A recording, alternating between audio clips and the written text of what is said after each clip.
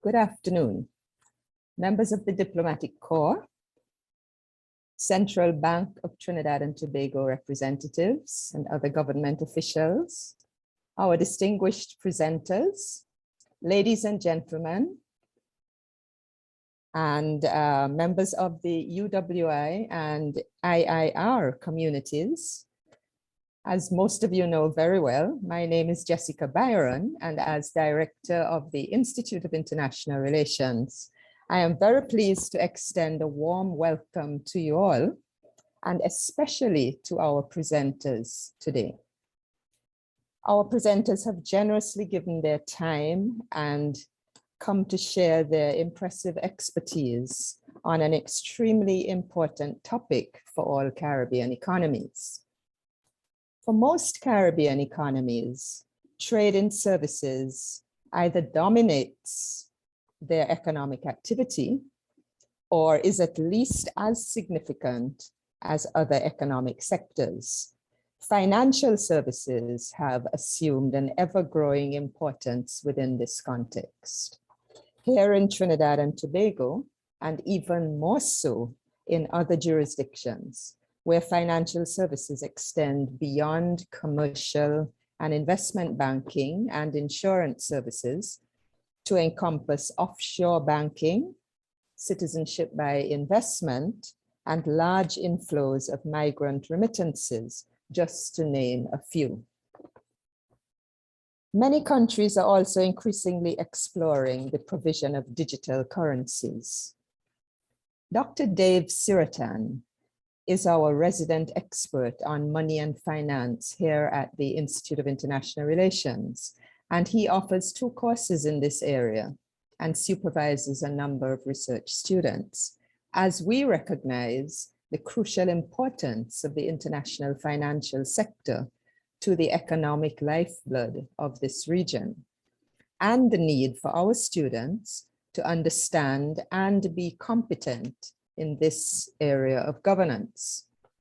We are also cognizant of the huge potential for illicit activities within the sector, the risks that are posed to national and global economies, and the ever-increasing wall of global regulation that has been developed to counter financial crime.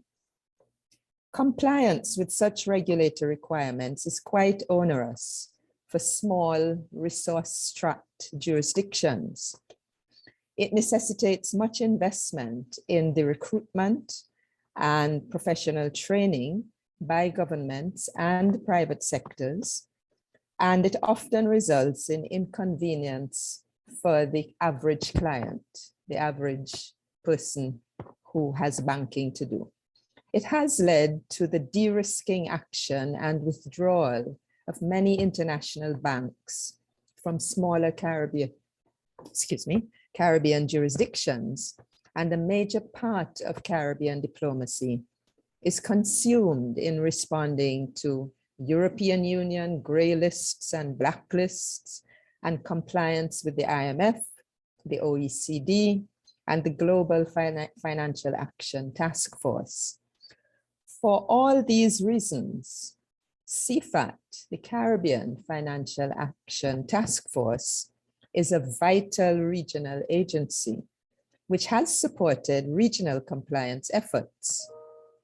Though it keeps a low profile, we felt it was important for our constituencies to be much more aware of its role, and we are therefore extremely appreciative of Ms. Spicer's positive response to our invitation and Ms. Nichols' consent to give a commentary. Thank you both very much. We look forward to a stimulating discussion with you. I now invite Dr. Dave Siratan, who lectures on money and finance, as well as trade issues here at the Institute of International Relations, to introduce our main speaker. Over to you, Dave. Thank you, Chair. A pleasant good afternoon and welcome to all participants. I would like to first congratulate the Diplomatic Academy for organizing this diplomatic dialogue on the very important issue of the role of the Caribbean Financial Action Task Force in AML-CFT compliance. As many of you would know, our integration into the international financial system opens up many opportunities, but also exposes the region to reputational and financial risk, which can seriously hamper our development. AML-CFT issues expose the region to these risks and the associated potential for blacklisting, which would severely constrain our participation in the international financial system. As small, open, developing countries, this would pose an existential threat to the economic viability in the region. The recent and ongoing challenges with respect to de-risking by correspondent banks is an example of how AML-CFT issues can complicate an already difficult international economic environment.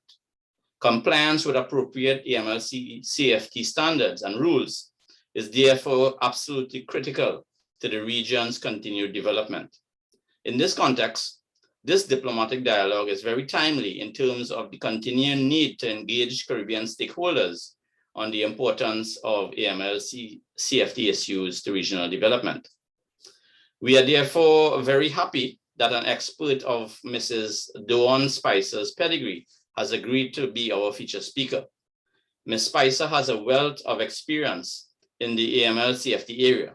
She is an attorney at law by profession, but she also holds a Bachelor of Business in Accounting, two very important elements of the AML-CFT challenge. She has been a legal officer at the Ministry of National Security in Trinidad and Tobago and joined the Caribbean Financial Action Task Force as a legal advisor in 2001. She was appointed Deputy Executive Director of CFATF in 2008 and subsequently the Executive Director. She was also appointed as co-chair of the Financial Action Task Force's Global Network Coordinating Group, a position which she still holds.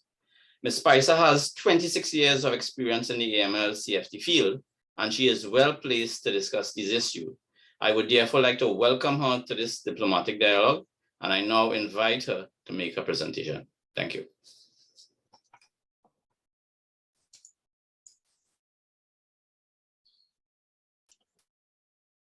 Thank you, Dr. Sitaran, for your introduction. Good afternoon, everyone, or good day. Not quite sure where everyone is logging in from. It is indeed a pleasure for me to be here virtually with you all today to discuss this topic of countering money laundering, terrorist financing, and proliferation financing.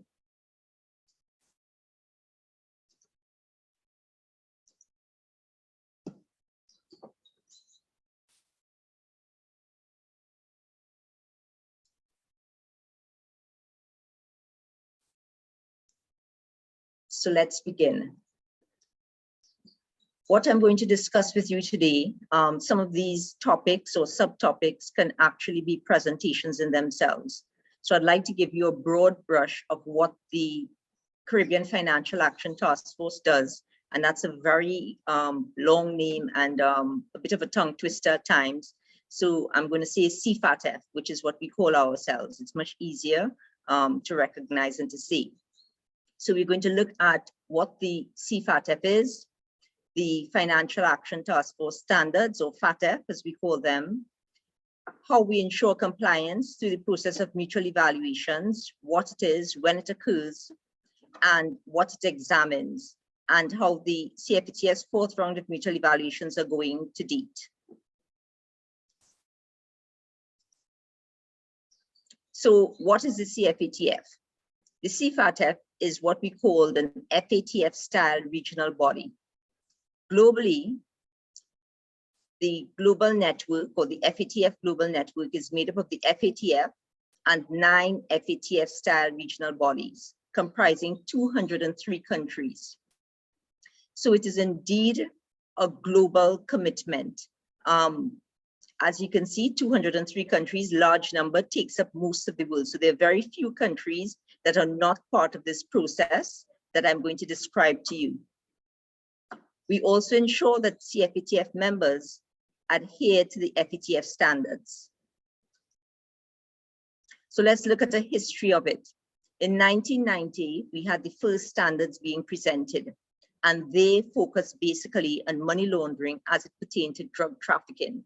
And that was an offshoot of the 1988 Vienna Convention, where money laundering, which required the criminalization of money laundering as it pertained to drug trafficking.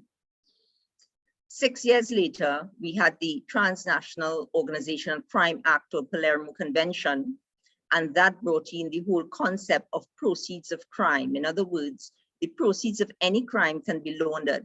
And so we saw an expansion. So in 1990, many of your jurisdictions would have had things called Dangerous Drugs Act or Drug Trafficking Act, based on a criminalization of money laundering and drug trafficking.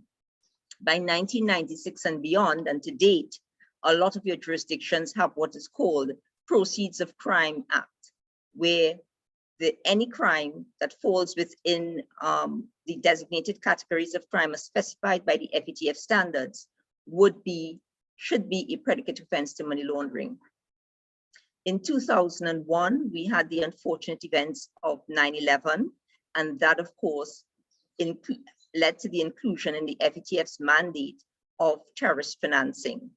So now we have not only looking at money laundering, but also at terrorist financing. Later on, proliferation financing was added, which deals, of course, with addressing the issue of weapons of mass destruction. In 2003, the recommendations were revised, and subsequently in 2012. So right now, we're in what is called the 4th round of mutual evaluations, and that is based on a risk-based approach. And the intention was that, knowing that countries, most of these 203 countries are small, have limited human and economic resources, we wanted the focus to be on where the risk of money laundering and terrorist financing is greatest, and for countries to address that rather than address everything under their purview. So what are the FATF standards? The basic or first answer anybody would say would be it's the 40 recommendations. But in terms of compliance, the FATF standards are a bit more than that. They are the 40 recommendations and also the interpretive notes that go with the recommendations, the glossary to the recommendations, and a note on legal basis requirements on financial institutions and designated non-financial businesses and professions, which are like your real estate agents, your attorneys, your casinos, and last but not least, your virtual asset service providers, which came in only recently through changes in 2018 and 2019 to the recommendations. And this basically legal basis determines what has to be in law and what could be what is called in other enforceable means. In other words, a country may choose to use regulations, may choose to use guidance that has the force. In other words, it's not, it's mandatory, it's not permissive. In other words, you don't have a choice. And that would be other enforceable means. And then there are recommendations that has to be in law.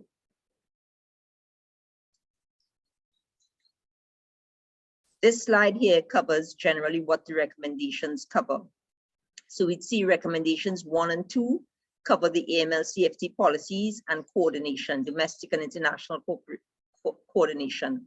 Recommendation 1 is very important and probably the most important because it deals with countries having to have a risk-based approach to identify, assess, and review their risk and also to mitigate their risks. So we move on to recommendations 3 and 4, money laundering, criminalization of money laundering, and then also confiscation of assets, a very important aspect of the whole framework for dealing with money laundering and terrorist financing. The aim, of course, of law enforcement and of countries is always to have the criminals lose the benefit of crime, because that's why people conduct crime, for a benefit.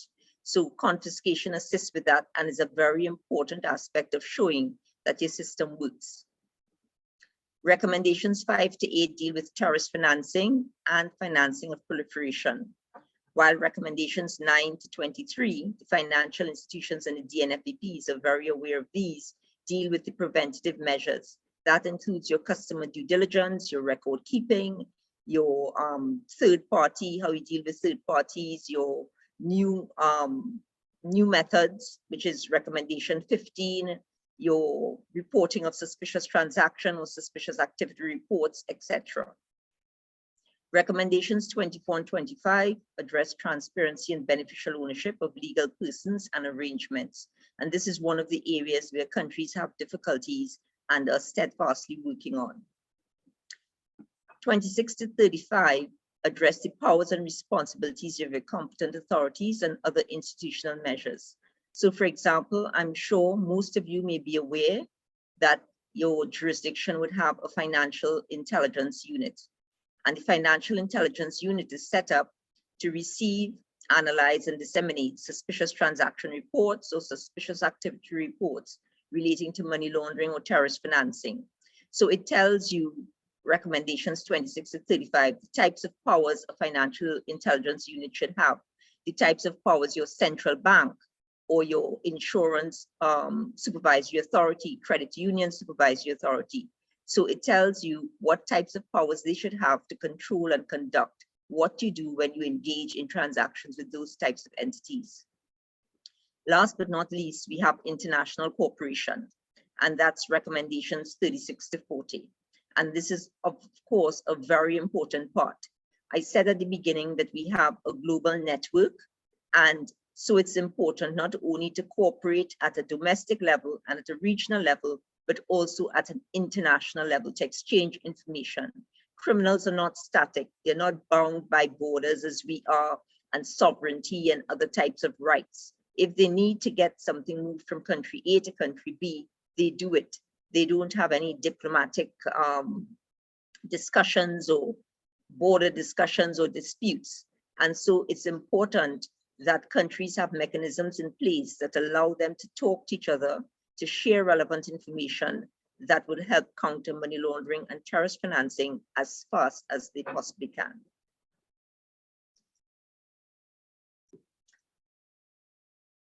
So what is a mutual evaluation and when does it occur?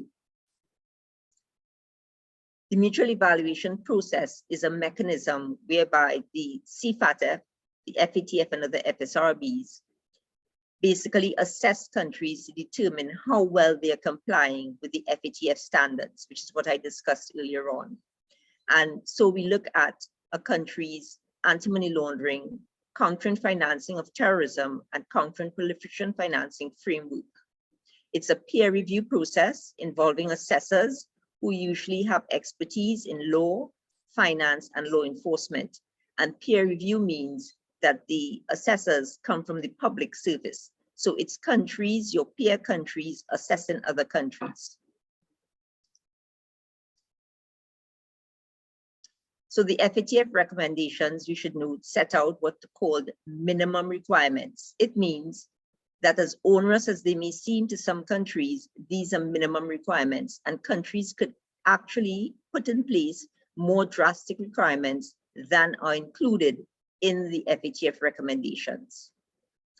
The tool for conducting a mutual evaluation is the methodology, and it provides the criteria that is used to assess technical compliance with the FATF recommendations and also the effectiveness of your AML CFT system. So this is just basically putting in a diagrammatic format what I said earlier on. So this is what a mutual evaluation examines: money laundering and terrorist financing in all these various areas. Your money laundering offense, your confiscation, the implementation of a risk-based approach, your international cooperation, whether you can cooperate fully with countries, with other agencies, what sanctions you have in place, what are the powers and responsibilities of your competent authorities, transparency and beneficial ownership, etc.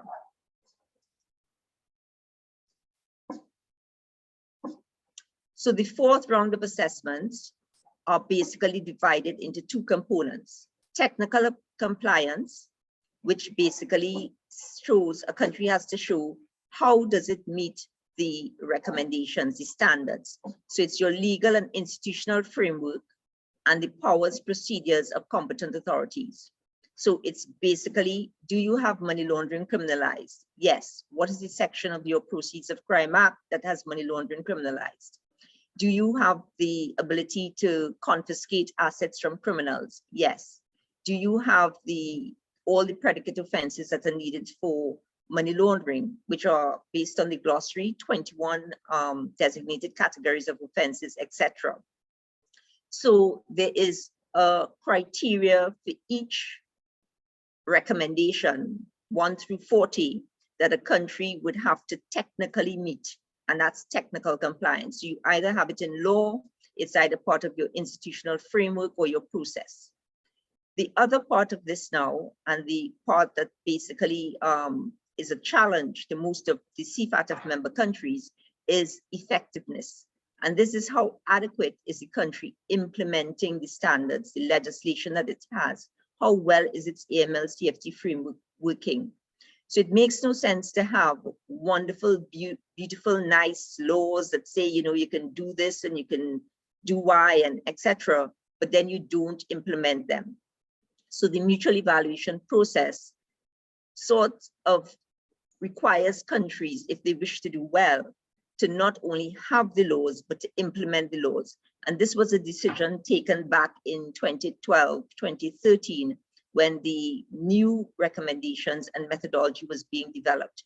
It was felt, and we look back with the slide where it started in 1990, that countries that had sufficient time to get a legal framework in place, to have laws that criminalize money laundering, laws that criminalize financing of terrorism, etc. And so now there was a need to look and see how well countries were implementing those laws. So as I said before, it's a peer review by experts in the field of law, finance, and law enforcement. It's led by a mission leader, and we also have a co-mission leader, and these are usually secretariat's technical staff. There's also reviewers. The FATF secretariat is always a reviewer. We have 2 CFATF members as reviewers. And of course, those are members that are not citizens of the country that is being assessed. We have our COSANs, and I'm sorry for all the acronyms, but it's a world of acronyms in this particular field. But our COSANs are cooperating and supporting nations, and the CFATF has 7 COSANs. So I should have said earlier, we have 24 member countries, we have 7 COSANs, and we also have observers. So our COSANs are the large countries: United States, United Kingdom, Canada, Spain, Mexico, Netherlands. And these COSANs, what they do is that they contribute to the work and the mandate of the CFATF.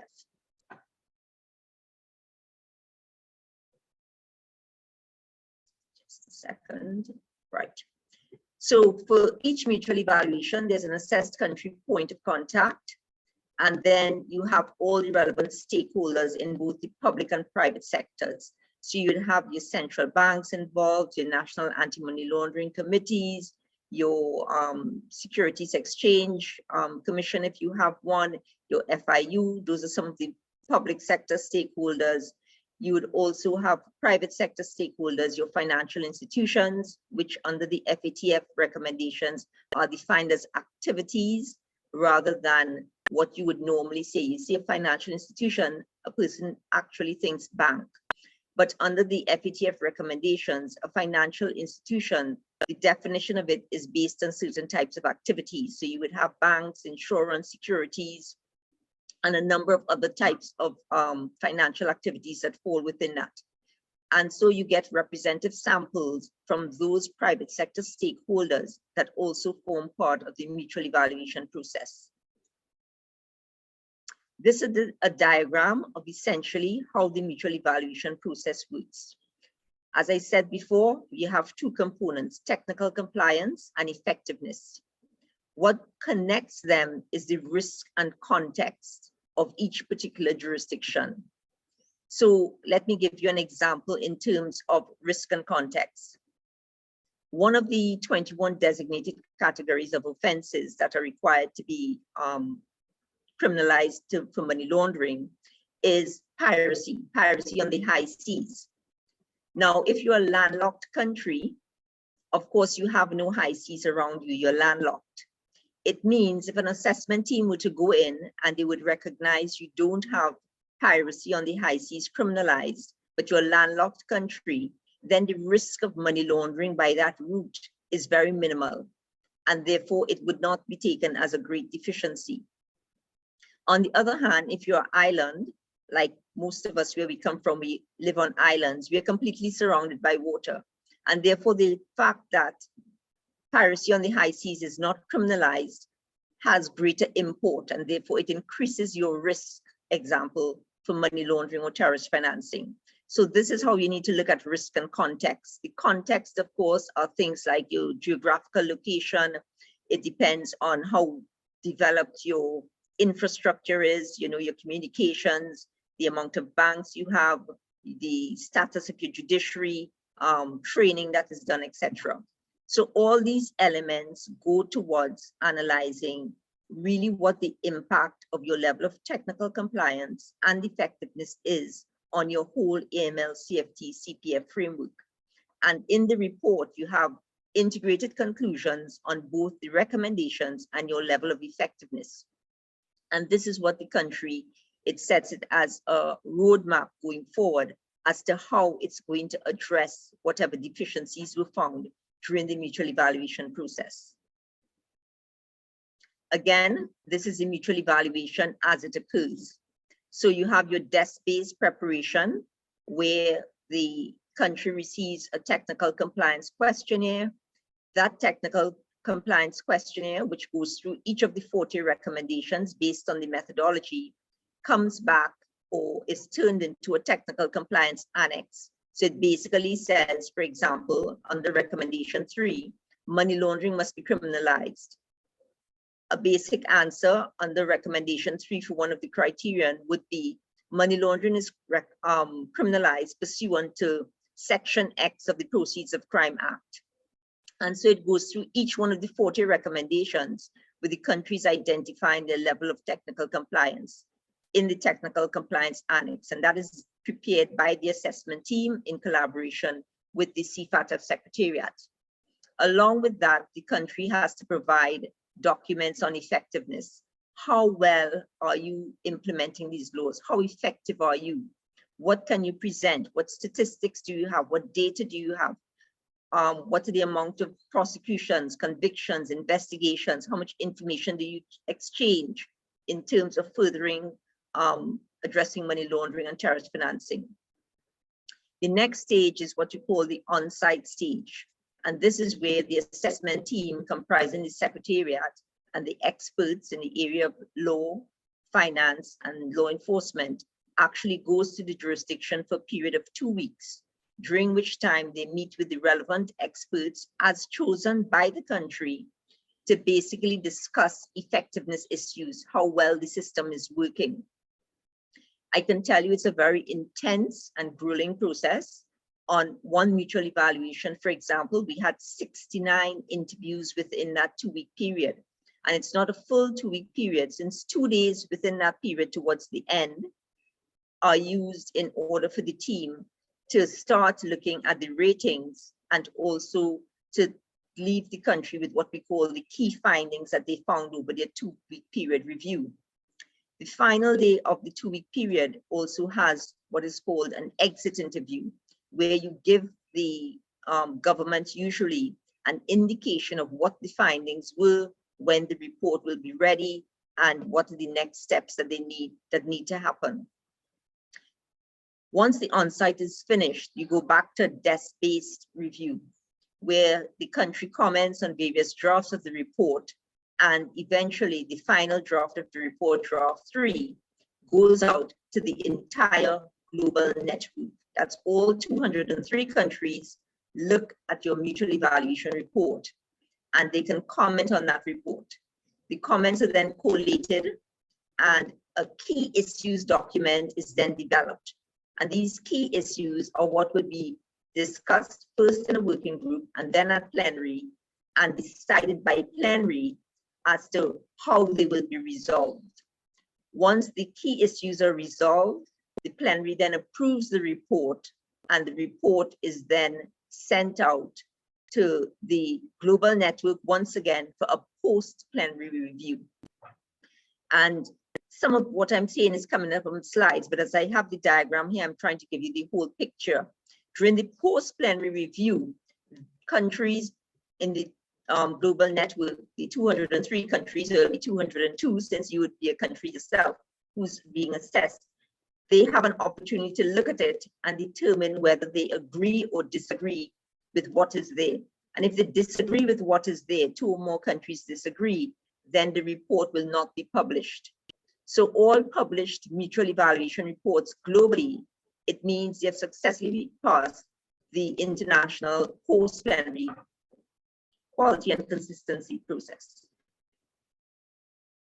So these are the ratings for technical compliance, and you see they range from compliant to non-compliant. Not applicable is not generally used, and compliant means there are no shortcomings.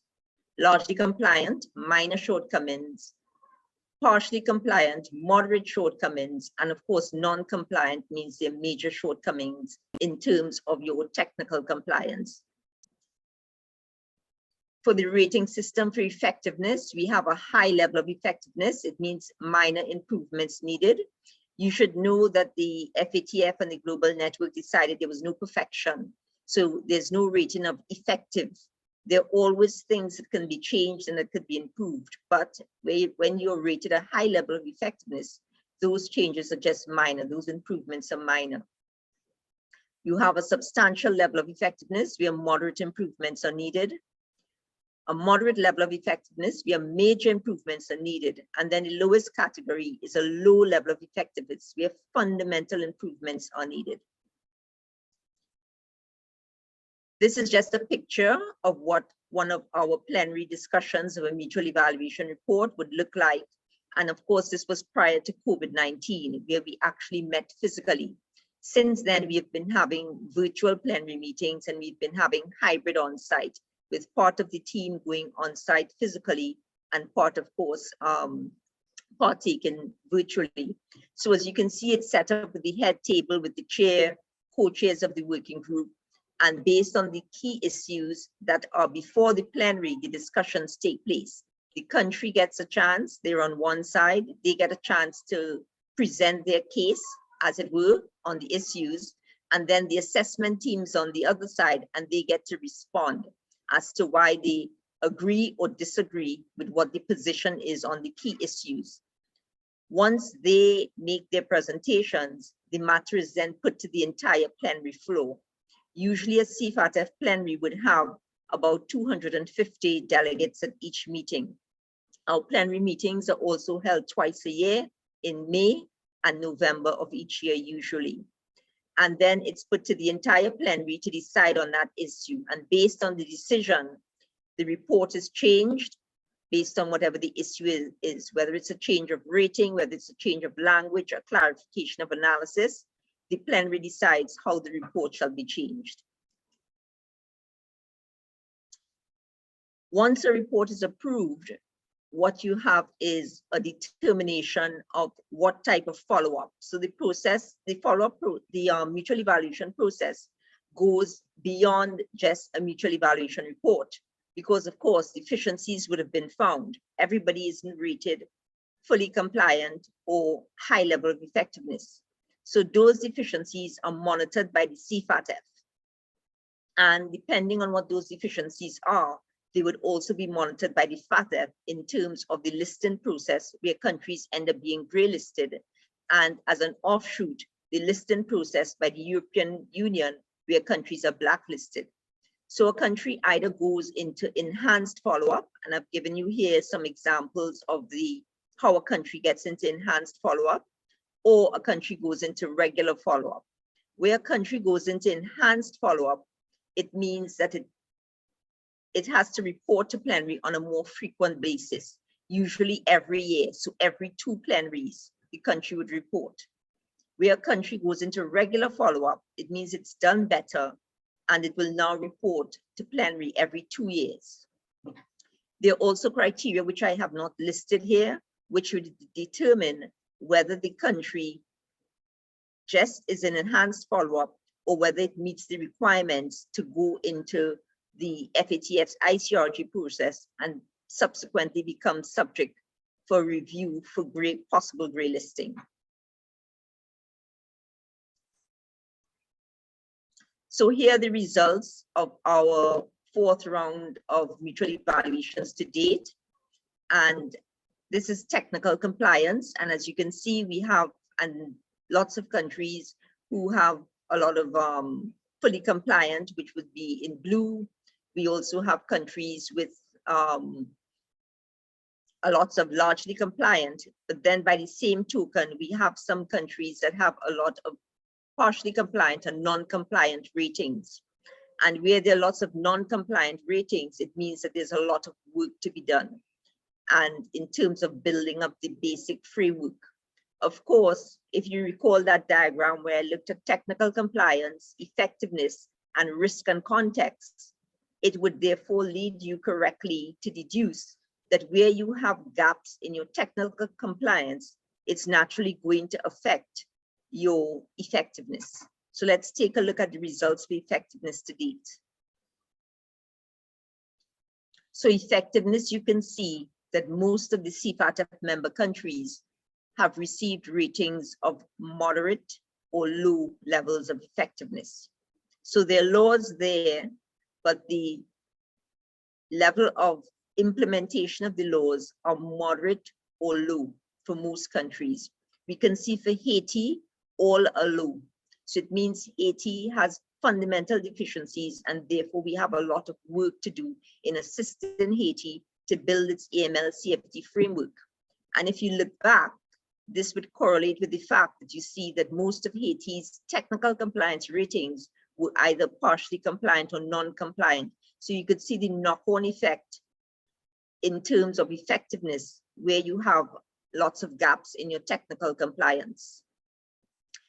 Pleased, of course, to say we have Jamaica that had one immediate outcome rated as substantial, and Bermuda, who to date has done best in terms of its overall mutual evaluation with recommendations, one recommendation rated highly effective, 6 immediate outcomes, rated substantially effective, 2 or 3 IOs rated moderate, and just 1 IO rated low.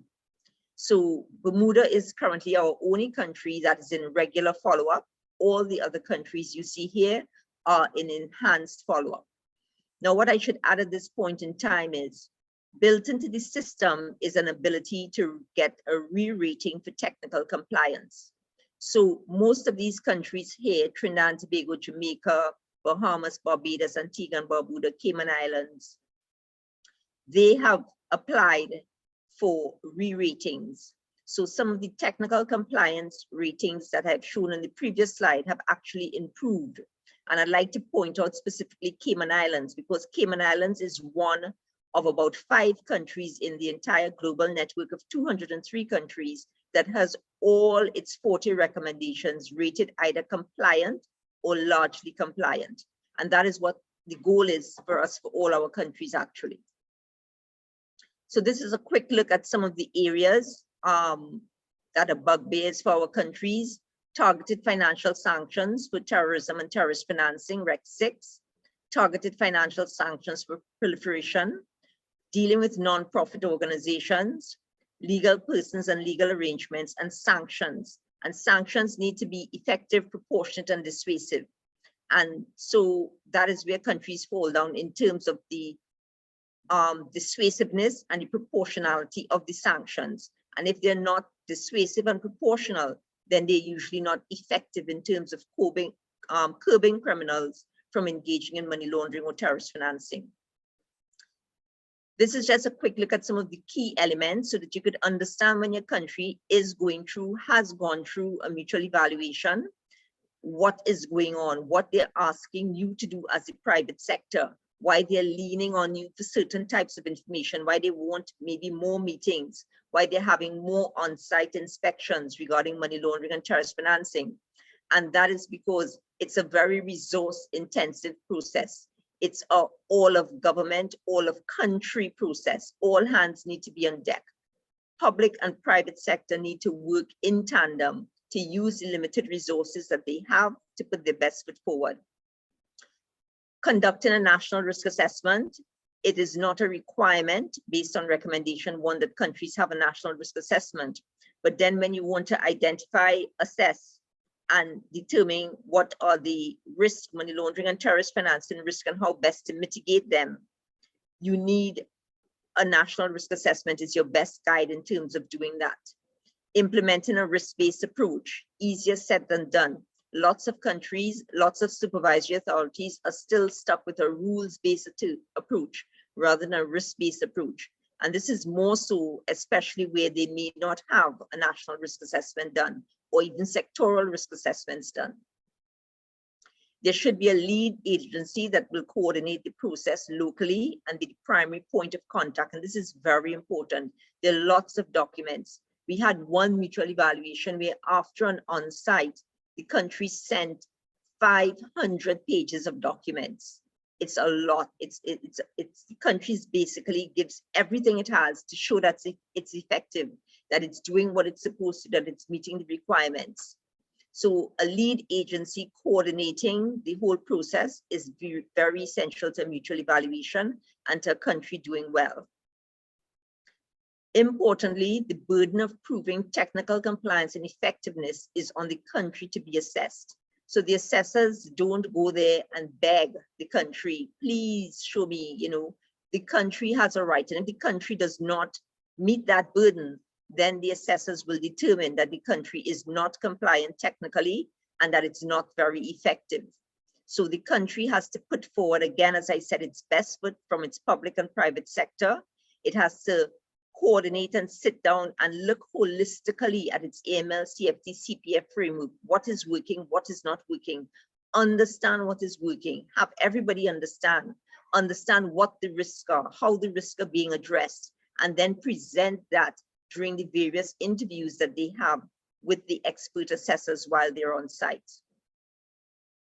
Information supporting technical compliance and effectiveness, of course, should be compiled and translated. Except for our one Spanish-speaking country, Venezuela, at this point in time, all mutual evaluations are conducted in English. Statistics and other information provided to the assessment team should give some sort of context and support. So given statistics that say we had 500 people who were convicted, you need to say what they were convicted of so that the assessment team can see whether there were any money laundering charges in there, terrorist financing charges, whether they were predicate offenses for money laundering or not. How many investigations, what type of investigations? Did they involve international cooperation? Did they have an element of restraint of assets or confiscation of property, etc.? Cannot stress this enough, public-private partnerships to enhance the effective implementation of the risk-based approach. Everyone has to be involved. Everyone has to talk to each other. People cannot act in silos.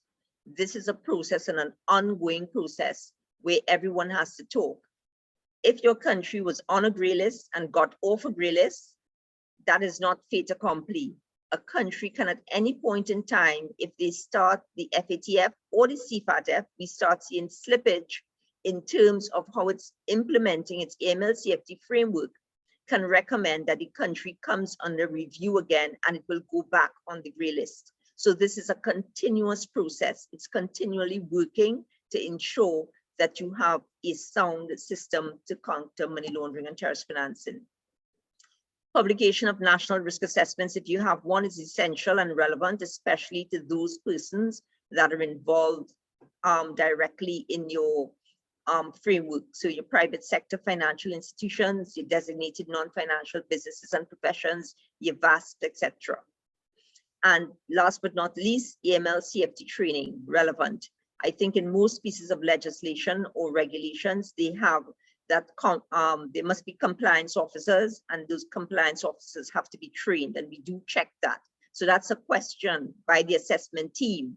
What type of training have you had for your judiciary, for your prosecutors, for your police officers, for your financial intelligence unit from the private sector? Do you have a compliance officer? How often does your compliance department get training? And all of that goes towards identifying how effectively everyone is implementing the AML CFT framework. Last but not least, this is just to show how these things affect your day-to-day life. And I think people don't realize when we do training, then people realize this is why I do this. This is why I have to fill out this form, send it to my compliance department, etc. They think it's okay, this is just part of the banking, this is part of car dealerships, but no, it's because of the FATF recommendations and the country having to comply. So if you go to bank to do transactions, usually you have to do a source of funds declaration. The same thing for a car dealership. Where did you get this money, especially if you're paying in cash? Real estate transactions, similarly, the same thing. Where did the money come from? Why is the money in cash? Oh, well, my granny had it in a mattress and she died, or she decided it was time for me to buy a piece of land and she gave it to me. Of course, then there has to be due diligence done. What is your grandmother's name? Where's the death certificate, etc., to show that that is not somebody trying to filter illegal money or money from crime into the financial system. PEPs, politically exposed persons, and a very important category for each country, where persons who have political office, high-ranking government officials, or foreign dignitaries, diplomats, need to have a certain type of due diligence depending. So based on the FATF recommendations, politically exposed persons, foreign PEPs, are always at enhanced levels of due diligence. However, as I said, because of risk and context, a country may decide that all three types of PEPs are at enhanced levels of due diligence. So you have foreign PEPs, domestic PEPs, and you have international organization PEPs. Domestic and international organization PEPs could be at the normal level of due diligence, but circumstances may be in a country where countries may decide based on their risk and context of money laundering and terrorist financing that they want a PEP is a PEP is a PEP from cradle to grave. So again, it means knowing what your risks are, what the context of your particular situation is. Finally, assisting law enforcement. All these mechanisms, all the recording, all the submission of suspicious transaction reports, suspicious activity reports, all of it is aimed at assisting law enforcement so they can detect money laundering and terrorist financing.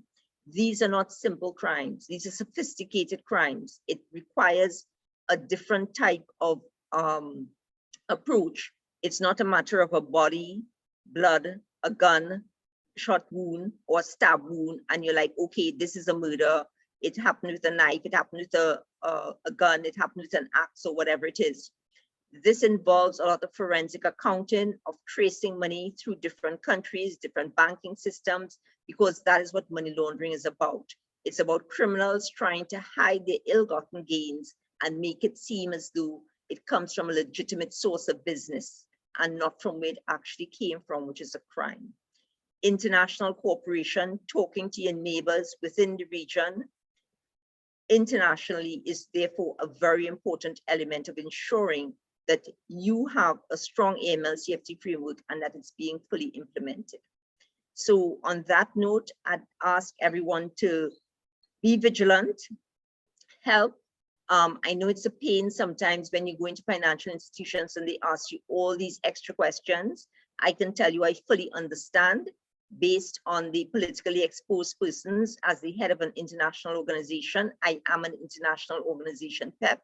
It means that every time I go to do a banking transaction, redo something, I have more forms to fill out, but it's for the good of everyone. You don't want your financial institutions, your financial system fraught with illegal money and illegal gains, because at the end of the day, it means that the criminals are really controlling your finances, and that is never a good situation. Thank you very much for your attention.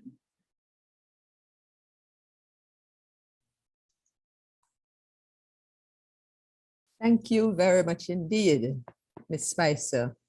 I must tell you that judging from the constant flow of questions that have been coming in, I think that we're heading for a very interesting discussion.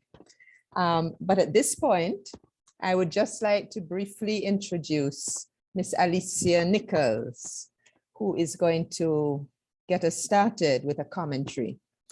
Alicia is an international trade specialist and a junior research fellow with the Sridhar Ramphal Center at the University of the West Indies Cave Hill campus. She is also a part-time lecturer in the Masters in International Trade Policy and in the Department of Government at Cave Hill. Now, Alicia's research interests include financial regulation issues, foreign investment law and policy, financing for development, and small and medium-sized enterprises. She frequently presents on these issues, and she contributes a number of articles to various international and regional publications. She is a member of numerous scholarly and policy forums, including the Caribbean Policy Consortium. Alicia Nichols, welcome to this afternoon's discussion. And at this point, I hand over to you. Thank you. Thank you so much, Madam Chair. I hope everyone can hear me well. Good afternoon to everyone. Thank you very much to IIR for the kind invitation to serve as a discussant at this very opportune diplomatic dialogue. And I really want to commend not just the Institute, but also today's speaker for highlighting the important role of CFATF in combating money laundering, terrorist, and proliferation financing in the region. So it's my pleasant task as discussant to raise some issues for reflection and further discussion, especially as this is an area of strong research interest. Combating money laundering, terrorist financing, and proliferation financing, of course, is an important line item of the global agenda. But we must look at how this goal interacts with the equally important goal of sustainable development, and how the unintended consequences of misapplied FATF standards may have for countries' achievement of the sustainable development goals and their ability to finance those goals. Let me say that no country, especially those in the Caribbean, which rely on what used to be called offshore financing, which are capital important countries, wish to be seen as a safe harbor for money launderers or terrorists.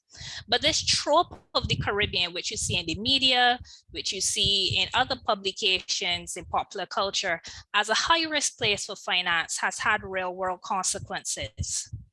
So although the FATF standards, which you would have been exposed to just now, require a risk-based approach, many will remember that in 2015, 16, 17, up to 18 were peak years when many banks in the Caribbean disproportionately saw the restriction or termination of correspondent banking services provided by correspondent banks. And that's because in the main, they saw the risk of doing business in the region as being outweighed by, as being less profitable for them. And because of this, FATF, of course, had to release guidance, but the problem to some extent still continues. As several major banks, as we know, have either scaled down their presence in the Caribbean or have left the region completely. And what does this mean? It reduces competition in the regional banking sector. It impacts consumer choice for banking services, and also access to finance. And then, of course, there's also the de-risking of money transfer operators, which are very important for the flow of remittances to the region. And the thing is that this has the opposite effect because it forces persons to use informal channels, which is really against what the FATF standards would want. There's also the real view that Caribbean countries and small states in general seem to be held to a higher standard than larger countries. So when you open the news, when you listen to your favorite news station and you hear about money laundering scandals, the majority of those scandals are concentrated in the global north, particularly in Europe and the US. Yet you would never see any of these countries being deemed risky for business or appearing on any FATF list. The problem with plurilateral standard setting bodies such as FATF is that developed countries which comprise the majority of their members drive their agenda. And this is despite some attempts to address the democratic deficits. The net result, of course, is that the policy imperatives of these standard setting bodies and the so-called soft law that they create don't always align well with the development realities, circumstances, and context of developing countries, especially small states, which are compelled to adopt these standards. And then it also makes you wonder, okay, what about other entities such as the EU, which have begun working on their own methodologies for identifying third jurisdictions with strategic deficiencies in their AML-CFT regimes, and which only use the FATF list as a starting point? Why would the Commission, which is a full FATF member, see the need to create a separate list from FATF, which is recognized as the globally recognized standard setting and monitoring body for AML-CFT matters? It also raises the question of why lump jurisdictions which are on the FATF's gray list with those which are on the list, the so-called blacklist, the list for which there is a FATF call for action, which poses additional reputational risks for all of those named countries. Under the threat of blacklisting, our countries have had to expend scarce resources to update their legislation, to build technical capacity, and in timeframes that often do not take into account their limited fiscal space, their susceptibility to natural disasters or other development exigencies. And regulatory costs are not just borne by governments, cash-strapped governments, but also financial institutions, which in many cases have had to enhance their human resource complement through training, hiring compliance staff, in some cases whole compliance departments, purchasing software, etc. And then of course we get to the meat of the matter, the whole ease of doing business conundrum. The fact that due to increasing know your customer standards, banks are requiring clients to produce even more information for basic banking services. Many of us could attest to the fact that standard times for certain functions, whether it's check clearance, wire transfers, opening bank accounts, have increased due to the need to conduct greater due diligence. So years ago, and I always tell my students this, years ago, when I opened my first bank account at the age of 18, I only needed to show my Barbados ID. Now there's a whole list of, not only do you require 2 forms of ID, but you have to show, for instance, your earnings, you have to show your proof of address, those kinds of things. And of course, this has implications for ease of doing business, and it can result in a growing list of unbanked persons because not everyone has 2 forms of ID. And then of course, there's the fact that some persons might feel targeted, and Mrs. Spicer had raised the whole issue about politically exposed persons. The fact that they themselves have to show a lot more documentation in order to do basic services. So to its credit, in February 2021, FATF commenced a 2-phase work stream to study and mitigate the unintended consequences resulting from the incorrect implementation of its standards. And this had 4 areas of focus: de-risking financial exclusion, suppression of non-profit organizations, and threats to fundamental human rights. And while it noted it was not an investigative exercise, the aim was to study the trends and propose solutions. And this work is important because our governments often rely on very emotive arguments when voicing frustration over the negative externalities incurred by these standards and the manner in which they're imposed. And if we have empirical data showing this is the impact of the misapplication of these standards, that goes some way towards helping us make our case. So some questions in closing. Is FATF's current structure, that is, as a plurilateral standard setting body whose mandate remains largely driven by global North interests, supported by FATF-style regional bodies effective for achieving its objectives? Can we reconcile the role of FATF with that of other countries and blocs wanting to maintain their own blacklists and know their own methodologies? How can we improve data collection so we could determine whether the expenditures countries are making in their AML CFT PF structures are commensurate with a reduction in flows of illicit assets? What do unintended consequences of de-risking, financial exclusion, and reputational risks, how are these outweighed by the benefits? What do they mean for attracting financing for sustainable development, for climate action, for achievement of the SDGs? And how can FATF be more sensitive to the development exigencies of developing countries? Thank you very much for your attention. Thank you very much, Alicia. And you have finished by raising some questions that are intimately related to sustainability. So I would invite Ms. Spicer to start responding to questions by responding to those that you raised at the end of your commentary. And after that, we will go to a number of questions that have come in from the floor. So Ms. Spicer, over to you. Okay, thank you very much, Professor Byron. I think I'm going to need some assistance in terms of refreshing. There are quite a lot of questions, and the answers are not as simple as the questions themselves may be.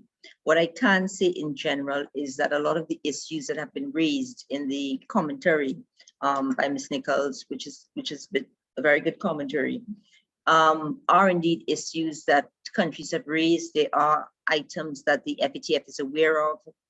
It's why there is a global network now.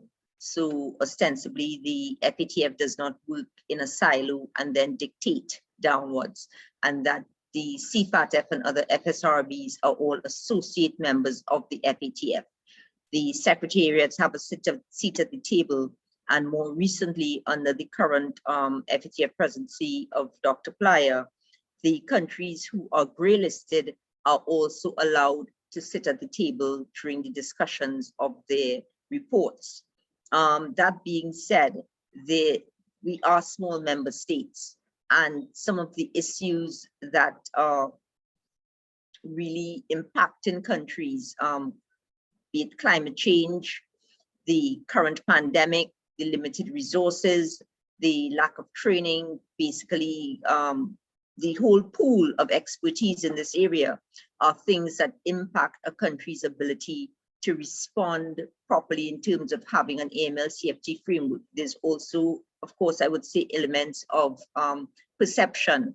You still see a lot of movies and, you know, certain countries, which I will not do the disservice of repeating their names here, but certain countries are called as countries if you want to get something illegal done, you know, in terms of financial transactions, and they call these countries names, and it therefore builds on the whole perception that these jurisdictions are not clean jurisdictions, when in fact, despite the ratings, the results that I have shown you, both in technical compliance and effectiveness, our countries have very strong frameworks. They work very hard, they're very diligent.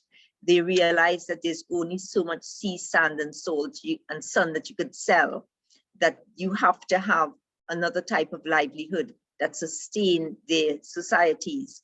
And therefore, it being their bread and butter, they take compliance very seriously. So again, it's getting to have a more level playing field, and that's what the risk-based approach was supposed to go towards, in terms of countries focusing where their risks are.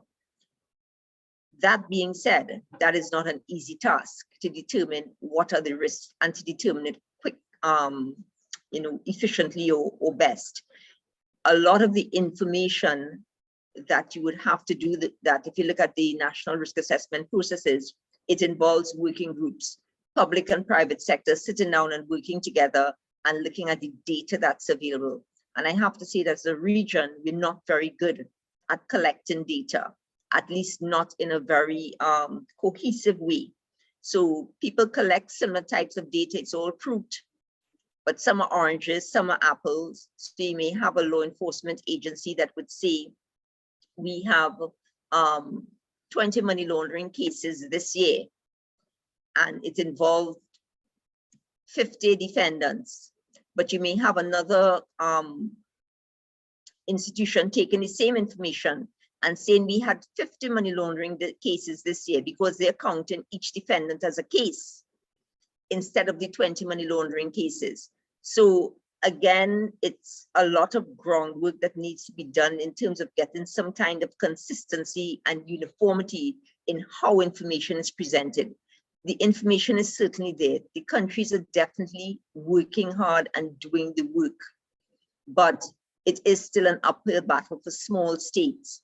And of course, the rapid changes in the recommendations themselves, that takes a lot. So by the time a country catches up with its legislative agenda to meet the FATF requirements, and that is if it doesn't have issues in terms of needing a majority in order to pass the specific legislation, there's no time for implementation, far less effective implementation, because something else has changed. So we look at small steps, and by example, the FATF, so the recently amended recommendation 1, recommendation 2, and the interpretive notes to now say that you need a risk assessment for proliferation financing. But again, recognizing that countries can't do this overnight. Some countries are still struggling with a national risk assessment for money laundering and terrorist financing.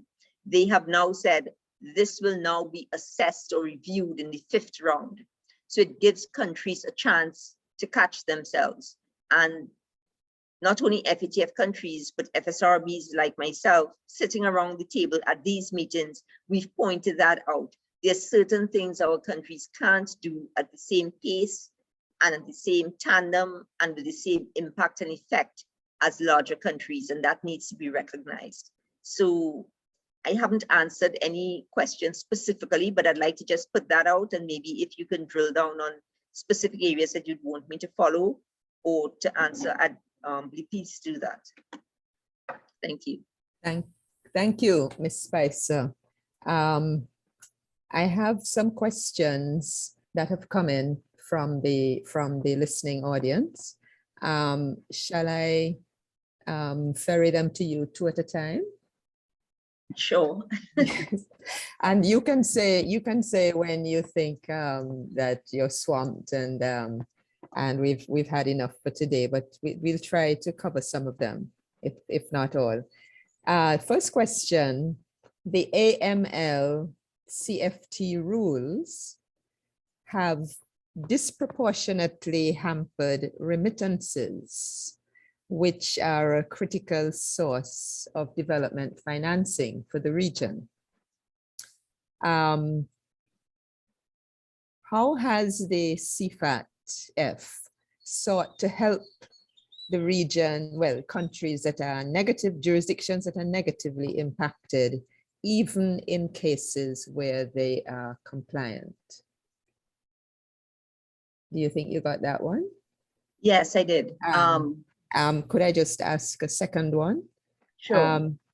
How is the Caribbean consulted when new AML CFT rules are being considered before implementation? Okay, that's enough for a first round. Okay, great. Thank you. Remittances. Now, basically, some of the figures coming out from jurisdictions thus far actually show, even in the pandemic, because now there is a shift to more virtual online banking, everything is virtual, that there has been an increase in the region in remittances. So it hasn't been negatively impacted in most jurisdictions that depend on high levels of remittances. But of course, where you have issues of de-risking and loss of correspondent banking, it has certainly had an impact. So the balance is that there has been an impact on countries that have lost their correspondent banking, certainly, but countries that have been able to find a workaround, or where they thought that there would have been a negative impact on remittances, not only because of the AML-CFT rules, but the pandemic themselves, they have in fact maintained or even increased their level of remittances. And some of the thinking about that is that the persons have not been able to travel, and so rather than the money they would spend on travel, etc., they send it back home. So actually there's more to and fro in virtually in terms of finances than before, in terms of the remittances. The rules in terms of money transfer, etc., are intended to ensure that, to curb money laundering and terrorist financing. Essentially, that is it. In terms of the negative impact, where countries compliant, if a country is compliant with technically compliant with a recommendation, or has a high level of effectiveness, and we can't learn that, so I needed to say that in my presentation. There's no current re-rating of effectiveness. That is going to take place in the 5th round. So while we encourage our countries to make improvements, we don't know that they've shifted, let's say, from a low level of effectiveness to a substantial or a high level of effectiveness. What we do is, in terms of curbing the negative impact, is continuing to provide technical assistance and training, guidance to countries, making sure that they do their follow-up reports, that encourage them, because it's up to the country whether they ask for a re-rating or not, and basically make sure that all the expertise is there to guide them to meet the requirements. So there's no getting around meeting the requirements. We can't say they're compliant and therefore this can't happen to them, because of course the impact is for a particular country on how it's perceived or how it's doing business with another country in the global network. So in terms of negative impact, that's how it's addressed. The countries that are listed, we look at what the deficiencies are, we look at the action plan that has been developed to the country, and we work with the country in terms of trying to get these things addressed and the deficiencies met. With your second question about how the Caribbean is consulted before the recommendations, through various avenues. The FATF, like the CFATF, is peer review. It's made up of governments, countries make up these bodies. And as a result of that, when recommendations are being discussed in terms of amendment, the FSRBs have a seat at the table, countries have a seat at the table, some representative countries have a seat at the table. Additionally, the documents that discuss what the changes are and the impacts are is sent out to the membership. So the membership would see that the FATF is looking at amending recommendation 24 and what those proposed amendments are. And we would ask for comments so that those comments can then be filtered back into the process. Additionally, the FATF engages in public sector consultative forum, where they meet with the public for certain aspects of these recommendations to get feedback from the public as to how well they will work or how well they will not work. The issue with all this is there's lots going on in small countries, and so we don't get the buy-in that we need. Plus the turnaround is very fast. Literally in a week or 2-week period, the FATF may send hundreds of documents. So it's how do countries work with looking at all of these, getting a group of people together who has the expertise to give a response in time that can be filtered in. Sometimes our responses are taken on board, especially where we have other countries in the world with similar issues, and sometimes they're not, but they're certainly heard once they are made. The Secretariat on its own, we also, of course, know what the issues are and we make the relevant interventions. So that's how it's addressed. So there is discussion, there is an opportunity to influence, but the extent to that, of course, is limited because you're still a small country from an FSRB, you're not an FATF member. Thank you. Now there are two more.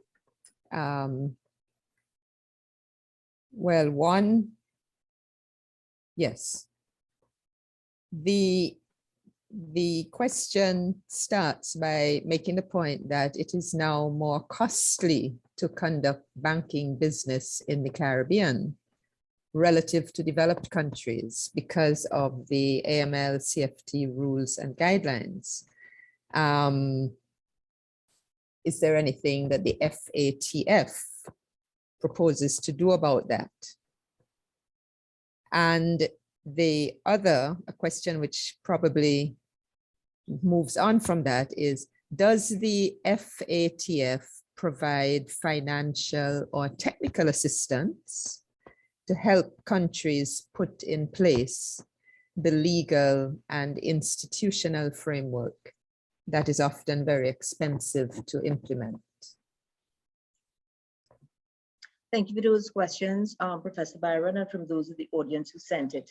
In terms of the costliness of conducting business in the region, that is something that is, it's always been there. In terms of part of de-risking is a profit element, and financial institutions would tend to say, the correspondent banks, is that the region doesn't generate sufficient profits to make it beneficial for them to do business here. So that is one of the, what should I say, arguments as to why there's de-risking. What I would say, however, is that some of these costs can be reduced if there's a greater collaboration between the financial sector regulators and the private sector in terms of the financial institutions as to what is a risk-based approach, and ensuring that they implement a proper risk-based approach. Because if your supervisor is thinking that it's implementing a risk-based approach, but it's really rules-based and that it's grabbing too many. So for example, there was an issue I was told about a few years ago where a supervisory authority wanted a bank, before it got cleared, in other words, its checklist of deficiencies for its on-site as pertained to AML, CFT were cleared. They wanted them to review what the bank considered as low-risk clients. And the bank was like, for us to do that, the cost of going through and doing that, it's just not really worth it. These are people who we know are low risk because of whatever parameters they have set. So I think that part of this discussion in terms of the cost and reduction of the cost is getting to a better appreciation and understanding and implementation of what a risk-based approach truly is. Because I think there are some supervisory authorities that are not fully implementing a risk-based approach and are still leaning on sides of a rule-based approach. We're going to look at everything, or we want you to look at everything, or we want you to look at things that you see are low risk. We just want you to look at it, but they have not made an assessment in some instances as to whether it's really low risk or whether it should be looked at. So I think there needs to be more discussion and more understanding of the implementation of a risk-based approach. The FATF provide technical assistance. The FATF does not provide technical assistance. The CFATF provides technical assistance in terms of using the expertise of its professional staff to have discussions like this, to guide countries in terms of what it needs to do. The FATF will provide training, but only to public sector in terms of assessors training and other types of trainings that lead towards getting proficient to conduct a mutual evaluation. The CFATF, we would source funding from the IMF, the World Bank, the Caribbean Development Bank, etc., who are observer organizations to the CFATF. And so if we have a project, we think there's an area that people need to find out more information about, we would liaise with them or work with them to have that. So for example, in March, we would be having a training on virtual assets and service providers, which is a co-joint webinar or workshop between the IMF and the CFATF. So we provide technical assistance in terms of that. In terms of building out a framework, there are a couple of projects where the 11th European Development Fund, where the World Bank had a mandate to provide some countries with developing national risk assessments. And so that is being done. So there is technical assistance being provided, but the FATF itself does not provide direct technical assistance to countries, not even their own members. Thank you very much, Ms. Spicer. Now, there are two similar questions on specific countries. And so I wanted to sort of mention those and then put one more to you. Now, the first was, is there a reason why Suriname is missing from the effectiveness compliance ratings? And also, is Guyana included in terms of your mutual evaluation reviews? And the final question, small question, which I think you may have answered already in your presentation. What happens where a country disagrees with the mutual evaluation report? And how are differences resolved? But I have a feeling you touched on that in your presentation. Yes. Again, thanks to the questions from the audience. In terms of Suriname, the countries that were on the graphs in terms of the results for technical compliance and effectiveness are those countries that have completed their fourth round mutual evaluation assessment. Suriname's fourth round mutual evaluation will take place from February 28th until March, 14 days from then, so I don't want to guess.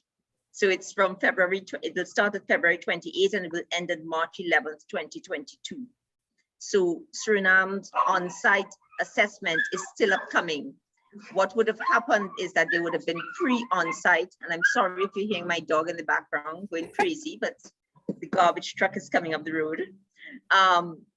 So what would have happened is that they would have had the graph, that the slide that I showed with the desk-based aspects of it. They would have submitted their technical compliance questionnaires. They would have had their technical compliance annex prepared. They would have submitted their effectiveness information.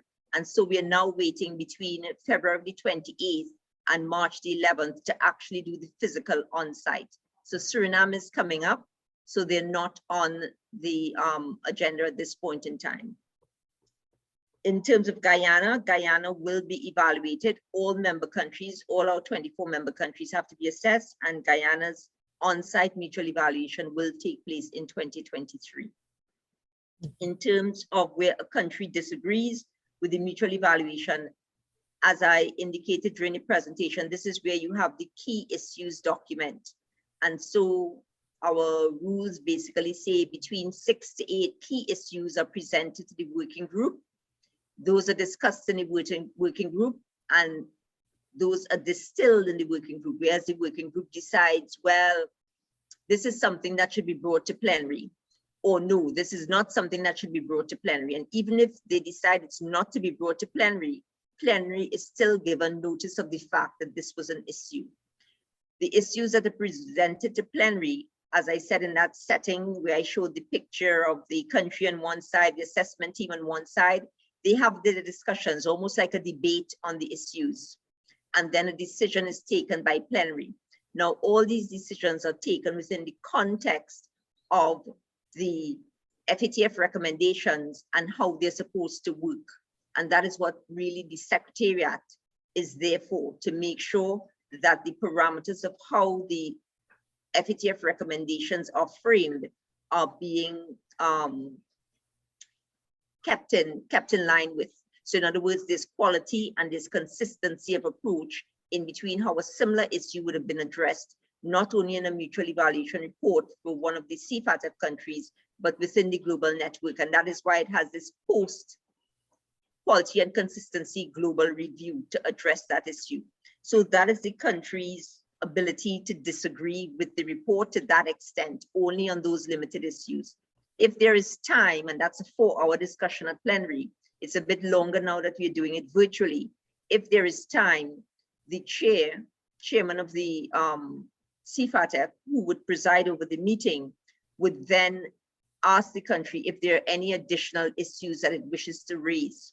when the country raises those additional issues, it would depend literally on whether the plenary has an appetite to listen to those issues. So if there are no comments forthcoming, plenary stays very quiet, then the chair determines that there's no appetite to listen to the issues, and then that is it. So that is to the extent to which the country can disagree. Now, what I should quickly add is, all during the process, before the report, after the on-site, and when drafts 1, drafts 2 are being developed, there is ongoing consultation between the country and the assessors as to issues. This is also the focus of the reviewers, who are external, and they also have comments on what is working, whether there's sufficient analysis, whether the recommendations are met or not met, whether the analysis is being done properly. There's also an aspect of the process called a face-to-face meeting, where the assessment team will go back to the jurisdiction and sit down face-to-face with the jurisdiction, not happening so much during COVID, but sit down face-to-face with the jurisdiction and discuss what they think are the most important issues. So this is just to say the country is given as many opportunities as possible during the process to basically provide what it thinks it disagrees with and to present evidence of why it should be different. Because as I said again during the presentation, the burden of proof is on the country to show that it's technically compliant and it's effective. They have to convince the assessors that they meet the standards. Thank you very much for that fulsome explanation. Ms. Spicer, do you think you can tolerate 2 more rounds? This is I think a rare opportunity for most of us to really understand this particular process of financial governance, and it's very important. Okay, so the next 2 questions are the findings of the CFATF on various countries used by the European Union and others in preparing blacklists of countries not in compliance. That is the first question. And the second one, are the compliance benchmarks adjusted in any way to accommodate poor countries that do not have the financial or technical capacity to facilitate compliance?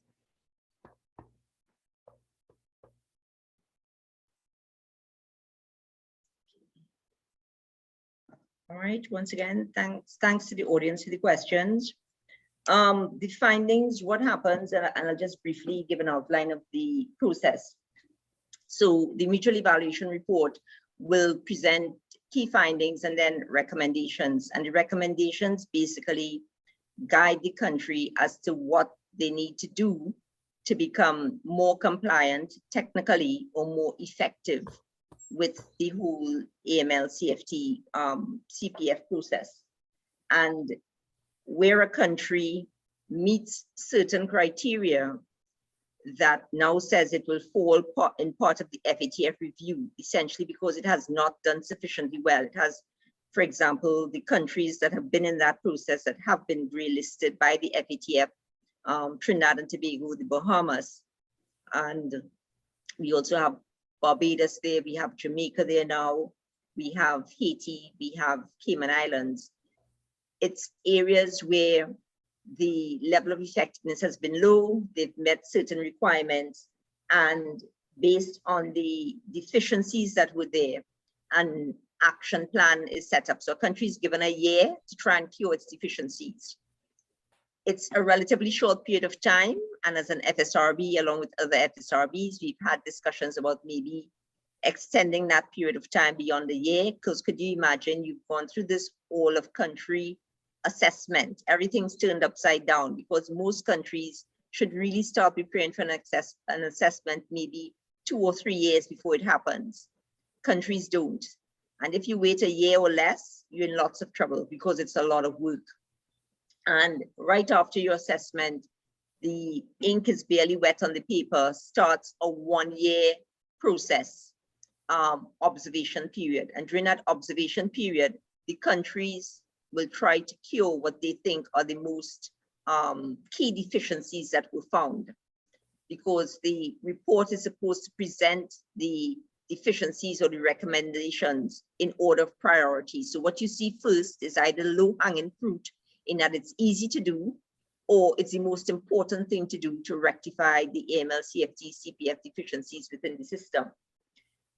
That being said, if that does not happen, and the other criteria that the country meets, the country will then be placed into an FATF ICRG process. And at that point in time, the country agrees to an action plan, gives a high-level political commitment in writing that it will basically carry out this set of activities, these action plan items within a specified period, and the country is gray listed. And basically it's really the compliance document. It shows that the country needs to do work because it possibly poses a threat to the international financial system, more popularly known as the gray list. What has happened with the European Union is that they have a similar process to protect their union. So, which is why countries that are not part of their union are called third countries. So it's any country that is not a European Union country is called a third country. And they have a methodology. What they have decided in terms of trying to marry the processes is that any country gray listed by the FATF will initially be blacklisted by them. And they follow the process as to how the country extricates itself from the FATF gray list by meeting the action plan items. So case in point, you would have noted that Trinidad and Tobago was on the gray list. Trinidad and Tobago is also on the EU's blacklist, along with Bahamas, the same thing for both.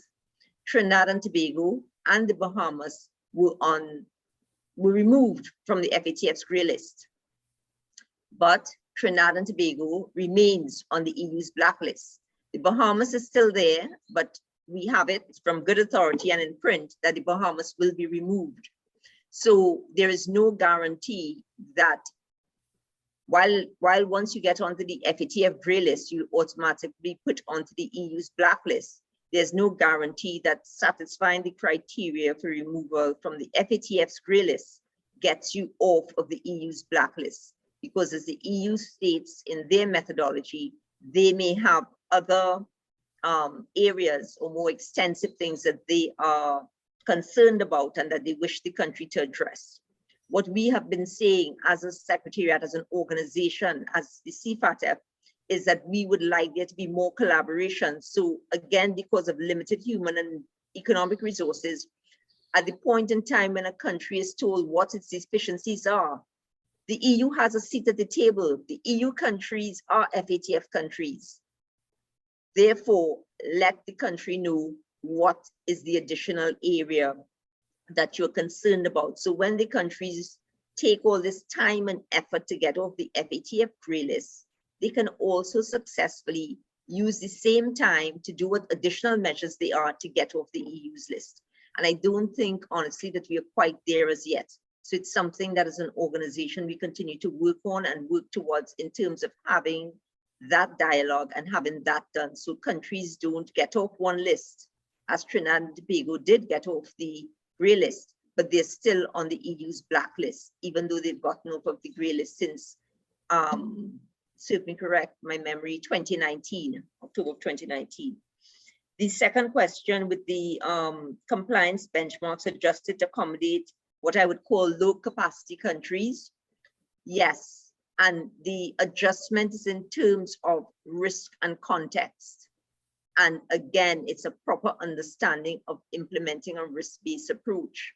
If you have a bank with, I don't know, a population of 10,000 people, a bank of maybe 2,000 clients, total assets, a minimal amount, what's the risk of money laundering? What's the context of that jurisdiction in terms of, is it still a major financial player? How well is its infrastructure developed in terms of being able to move wire transfers? Is it a transshipment point for any type of drugs, any type of proliferation financing? Does it generate maybe, or do many terrorists come there? So even though it's small and low capacity, there are other contextual factors and risks that need to be taken into consideration. But again, this is why recommendation 1 is one of the most important recommendations, which is identifying, assessing, and understanding your money laundering, terrorist financing risks and mitigating those risks. And so if you're a low capacity country and you can show, yes, all these things, they're here, but they're really at a low level of risk.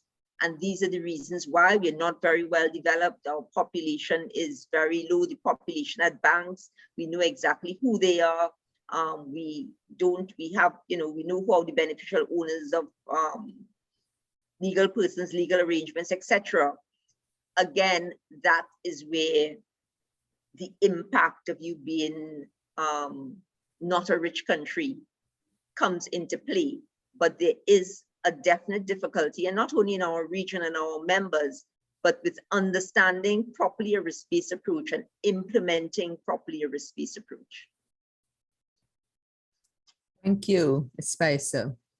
I just want to refer to one interesting comment in the chat related to your comments just now.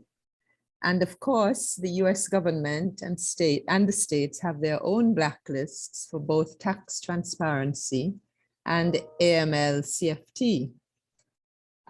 Even though the standards of the Caribbean may in some cases be stronger than those, particularly on specific issues such as entity transparency and gatekeeping, which just illustrates the politics of listing.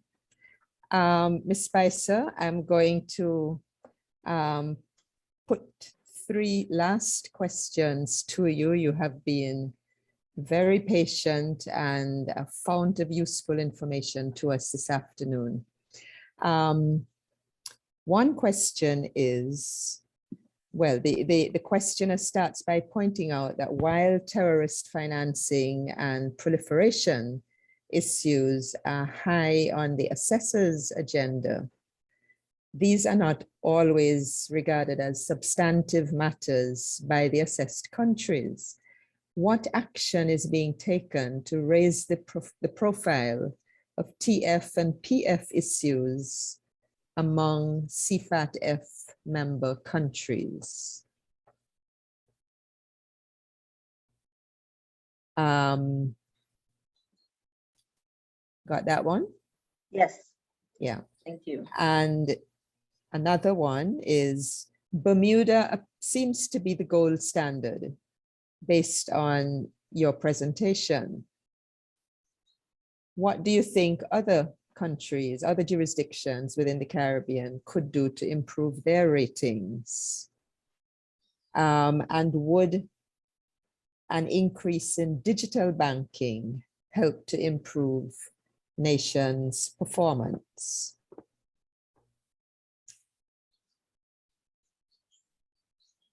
That was actually two questions in one.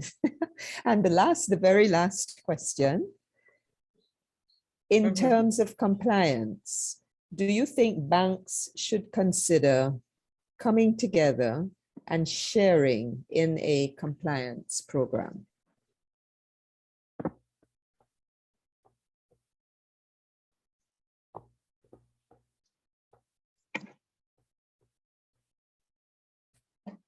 Okay.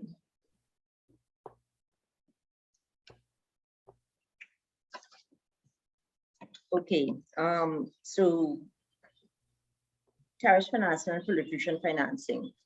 And yes, I think the comment is true in terms of it's high on the assessor's agenda because it's part of what the whole framework should be made up of. There is a misconception, and we're very fortunate in the Caribbean region and its near environs that we don't have bombs going off every day and, basically terrorist activity, terrorism.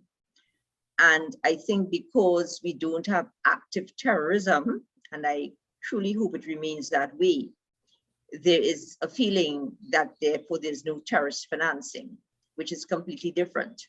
Because there's no terrorism physically within the region, it does not mean financial institutions cannot be used to move money around the world that finances terrorism elsewhere. And so that is where being aware of the possibilities needs to happen. And that's where the mechanisms and measures in the financial institutions are important. But naturally people say, but we have no terrorists here, you know, there are no bombs going off. So therefore, ergo, there's no terrorist financing. And they're two, while related, they're two different things. So it still means that the fact that there's no active terrorism doesn't mean that the financial institutions are not being used to finance terrorists. What we have done in terms of that is try to seek, again, training and to partner with organizations who can bring that to the forefront. So last year we had partnered with RUSI, and they presented on countering proliferation financing, because it's an area that's a bit tricky to understand and difficult to understand, weapons of mass destruction. I'd also like to say a few years ago, we were informed by the United Nations that in fact, a weapon of mass destruction, a massive warhead, and they had the pictures in their presentation to show, actually passed through the Panama Canal. And it was hidden below deck of a huge barge that supposedly had food and all the rest of it, because of course there are countries that cannot receive these materials like DPRK, etc., and who try, of course, to get the necessary materials in through subversion. So it is an issue, and the region has been used before. So again, it is not something that we are immune from. So in terms of providing training on these areas, we hope to alert the governments of the various countries and of course their societies that these things happen and they can happen. You may be pro sending money to a charity and thinking it's a legitimate charity that's helping, I don't know, stray dogs in some country, when in fact, some of it may be helping stray dogs and another part of it may be being siphoned off to take on terrorist activities in another jurisdiction. We also know that in the region, we had quite a few terrorist fighters, foreign terrorist fighters fighting in Trinidad and Tobago was noted in that regard, of having persons who went and were part of the terrorist groups. So it isn't something that's far-fetched. And if they're there and they're from a country within the region, how did they get there? What were the funds that were used to get there? How are they being supported? And so all that is terrorist financing. You're sending somebody a care package in a foreign country, but you know the purpose of being in that country is to do terrorism. And I mean, and I'm breaking it down very simplistically just so that people see it is not as far-fetched as you think, simply because we don't have actual terrorist activity here. With regard to Bermuda and the gold standards, certainly it is. We wish everybody could do like Bermuda. And this is just to say Bermuda did a lot of work way before their on-site assessment. They did national risk assessments. They did a terrorist financing risk assessment. They did 2 money laundering risk assessments at the national level. So they were fully aware of what their risks are. They had identified them and they had the measures in place to mitigate them. It was an all of country approach. And I'm telling you this directly since I was a mission leader on Bermuda. Everyone we spoke to in every interview during that 2-week period was fully aware of what the country's AML, CFT, CPF framework was. They were aware of what the risks were. They were aware of what their role was in terms of protecting against that risk, what their job functions were, why they were doing it, how they were doing it. They had the data to show what was done in terms of investigations, prosecutions, convictions, in terms of outreach and international cooperation. So it was truly an all of country approach. And I think countries have to look at it that way. So the previous question where the person putting forward the question talked about terrorist financing and proliferation financing not being taken seriously and what can be done. It's to say that the whole country, starting at the political level and the whole of society for that country, has to recognize that all these things are possible. We are part of a global village. We are part of this world. And because you're not seeing it directly, doesn't mean it's not happening. And if it's not happening and you are wonderfully immune from it, then you need to keep improving your systems so you keep that immunity from it. So it was a lot of work by that jurisdiction, but it was an all of country approach, total collaboration between public and private stakeholders. So that is what needs to be done in terms of getting those types of results from our perspective, a small jurisdiction. Is it a very heavy lift in terms of resources and time? Yes, it is. But I can tell you that Bermuda and other countries who've done well are willing to help. So have your people reach out to them or reach out to the CFATF Secretariat, and we can put you in touch with people who can give you some guidance. In terms of banks, the digital banking improved performances, not necessarily. The VASP and the whole cyber security and digital banking and online banking and virtual assets is a new area. And lots of countries are getting difficulty in terms of understanding it and implementing it. Again, recommendation 15 requires that you have a risk assessment for your risk of virtual assets and virtual asset service providers being misused for money laundering and terrorist financing. It will not make things easier because the requirements of recommendation 15, even if you decide you're not having that type of legislation, you're not involved, what they call is the travel rule. It means that it may still pass through your cyberspace. And so you still have to have mechanisms to protect. You still have to make sure that the originator information, much like a wire transfer, goes through the whole train of process to the beneficiary information or the final stop in the chain. So no, it certainly will not make it easier. It's another thing that you need to have a mechanism and a measuring from. And so you could look at recommendation 15 with regard to that. In terms of banks having a shared compliance program, I think that is something that maybe banking associations can look at, but you know, within the jurisdictions, we have international banks, and international banks are therefore that have their subsidiary banks here. They are ruled in terms of AML-CFT about what the international head office says, what their requirements are. So that is what filters down to here in terms of compliance. So they do it at that level, regardless of what the region or the country may say.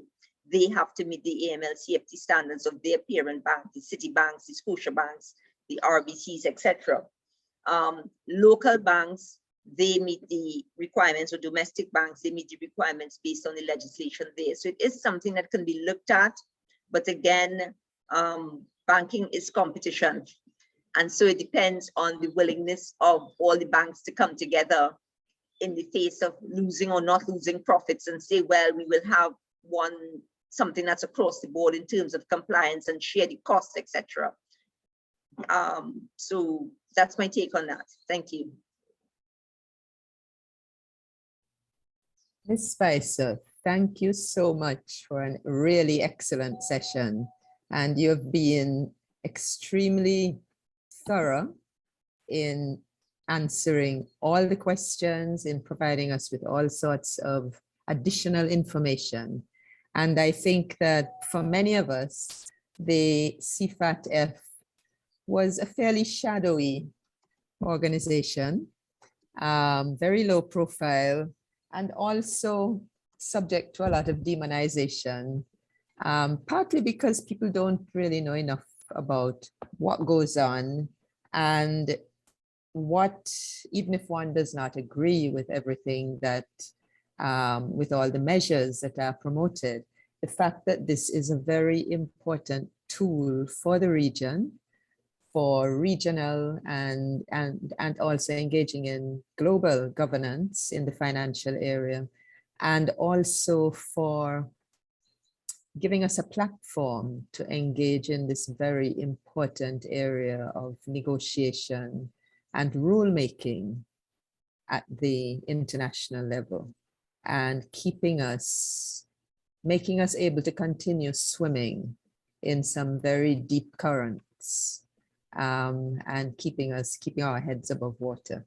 So I'd like to thank you very much indeed for such a thorough presentation and for sharing your expertise. I'd also like to thank Miss Alicia Nichols, who I think did a great job of complementing your presentation.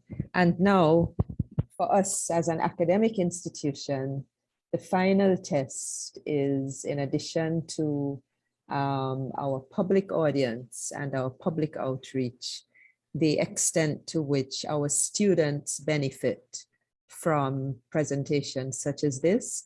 And so I'm going to call on Ms. Zainab Nakid, one of our graduate students, to give the vote of thanks from the IIR community. Thank you very much. Good afternoon, everyone. Good afternoon, Professor Byron, Director of the Institute of International Relations, distinguished guests, Ms. Dawne Spicer and Ms. Alicia Nichols, the Secretariat staff of the IIR, other staff and students of the IIR, the staff and students of the U.W.I, and of course, the members of the public. I am honored to be able to give the vote of thanks at today's event. On behalf of the Institute of International Relations, I would like to extend our sincerest thanks to our featured speaker, Ms. Dawne Spicer, for her excellent dialogue on the role of the Caribbean Financial Action Task Force in anti-money laundering, countering the financing of terrorism, countering proliferation, financing compliance, and Ms. Alicia Nichols for her exceptional commentary. It is important for everyone, especially the students of international relations, to be aware of the presence of the Caribbean Financial Action Task Force and to learn about the measures used by the Caribbean in countering the financing of terrorism and the actions taken to stop money laundering. We now have a better understanding of the work of the CFATF and the critical role it plays in guiding Caribbean financial jurisdictions through the complicated processes of financial compliance certification. And we owe thanks to you and the rest of the Caribbean Financial Action Task Force for fulfilling this role.